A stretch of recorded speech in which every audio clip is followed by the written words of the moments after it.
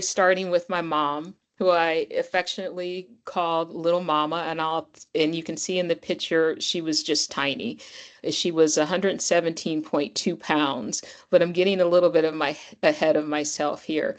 Let me tell you a little bit of my story without belaboring it. I started as an IT consultant, then I was becoming an empty nester, and my daughter was going to find her own journey in life, and I decided it was time to do something different. So I attended the French pastry school in Chicago and became professionally trained as a pastry chef.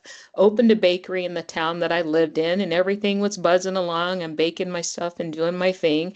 And I talked to my mom one day and said I had a podcast or radio interview the next day, and she was really excited and said, "Well, call me and let me know how it went." I said, "Yeah, I will."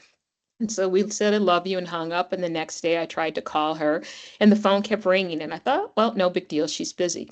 And then it kept ringing and ringing. And then it finally went directly to voicemail. And this was her cell phone. And I just had that feeling in the pit of my gut, which oftentimes we have, and a lot of times we ignore, but a lot of times we really shouldn't. And I just said, something doesn't feel right. So I called the apartment manager where I lived and told her, and she said, "Well, we'll go after lunch when the maintenance man comes back." Well, she called me back and said, "He's back early. We're going over now." The next phone call I received was, "We went in, she's down, and the ambulance is here." And my heart stopped.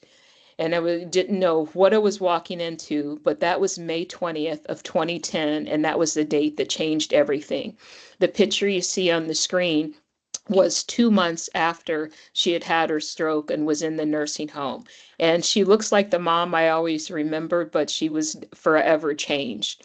So I closed the business, went back to the contract position that I had left. Thank goodness. It was for a major insurance company in Illinois that I left on good terms. I was able to come back because what ensued was a marathon, not a sprint. She was in a total of 4 different nursing homes. I went through Medicare, Medicaid issues, was going to sue one of the nursing homes because I didn't like, how she was being treated. That marathon lasted 6 years, 7 months, and one day. She graduated to be with Jesus on December 21st of 2016, which is a very pivotal date because it was the year that it was the date that I graduated pastry school. She passed away on the 6-year anniversary of my graduation. The picture on the right was actually a couple weeks before she had the final stroke, which had the final stroke, which ended up, you know, where she ended up passing away from. So there were 6 years between her and my dad.